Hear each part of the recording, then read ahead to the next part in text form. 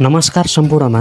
सुदूरपश्चिमको विकट तर स्वर्ग जस्तै सुन्दर ठाउँ बाजुराको स्वामी कार्तिक खापर गाउँपालिका।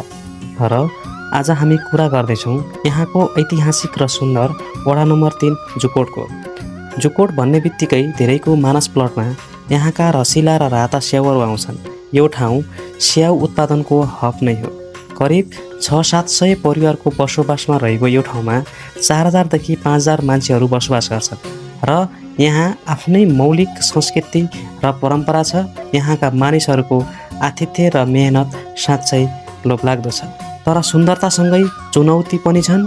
भौगोलिक विकटता र बजारको अभावले गर्दा यहाँका किसानले आफ्नो उत्पादनको उचित मूल्य पाउन अझै सङ्घर्ष गर्नुपर्छ। विकासका पूर्वाधारहरू बन्दैछन् तर स्थानीय विवाद र सरकारी उदासीनताले केही संरचनाहरू अझै प्रयोगमा आउन सकेका छैनन्। बाजुराको सान, स्वामी कार्तिकको मान, यो हो हाम्रो जुकोट। एकपटक घुम्नै पर्ने ठाउँ। तपाईँलाई जुकोटको के कुरा सबैभन्दा मनपर्छ कमेन्टमा लेख्नुहोला। धन्यवाद।